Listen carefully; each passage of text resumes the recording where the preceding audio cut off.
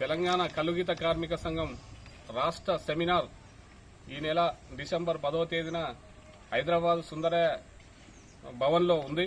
దీనికి తెలంగాణ రాష్ట్రంలో ఉన్న కల్లుగీత కార్మికులందరూ హాజరు కావాలని చెప్పి ఈరోజు కామారెడ్డి జిల్లా దేవునిపల్లి గ్రామంలో కరపత్రాల ఆవిష్కరణ చేయడం జరిగింది.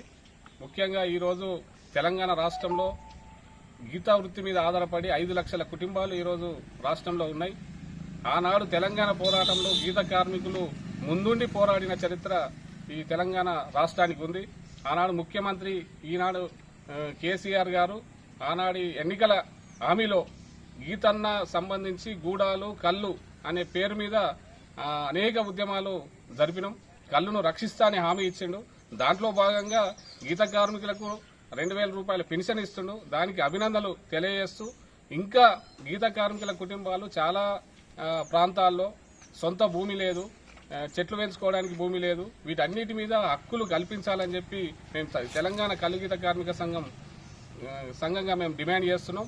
ముఖ్యంగా రాష్ట్రంలో దళిత బంధు ఏ విధంగా ఇచ్చిర్రో గీత కార్మికులకు కూడా గీతన్న బంధు పేరు మీద ఇవ్వాలని చెప్పి, ఇండ్లు లేని పేదలకు అందరికీ ఇండ్లు కట్టించి ఇవ్వాలని, అదేవిధంగా భూమి లేని అనేక మంది గీత కార్మికులు ఉన్నారు, వాళ్ళకు 3 ఎకరాల భూమి ఇవ్వాలి. అదేవిధంగా ప్రతి సొసైటీకి టీఎఫ్టీ గ్రామాలకు కూడా చెట్లు పెంచుకోవడానికి 5 ఎకరాల భూమి బోరు వేయించి ఇవ్వాలని చెప్పి మేము తెలంగాణ కల్లుగీత కార్మిక సంఘం డిమాండ్ చేస్తున్నాం. అదేవిధంగా అనేక సమస్యలు ఈరోజు గీతా వృత్తిలో వస్తున్నాయి. ఒకవైపు గ్రామ కమిటీల వేధింపులు, మరోవైపు అధికారుల వేధింపులు. ఈ కల్లుగీత వృత్తిని నడిపించడానికి చాలా ఇబ్బందుల్లో ఈరోజు గీత కార్మికులు ఉన్నారు. ఇలాంటి ఇబ్బందులను తొలగించడం కోసం రాష్ట్రంలో ఉన్న గీత కార్మిక ప్రతినిధులను అందరినీ కూర్చుండబెట్టి రాష్ట్ర ఎక్సైజ్ శాఖ మంత్రి గారు అసలు వస్తున్న ఇబ్బందులు ఏంటి, దాంట్లో ఆధునీకరణ చేసి ఈ గీత వృత్తిని ఏ విధంగా భవిష్యత్తులో రక్షించాలి అనే దాని మీద ఈరోజు తెలంగాణ కల్లుగీత కార్మిక సంఘం ఆధ్వర్యంలో మేము సెమినార్ పెట్టినాం.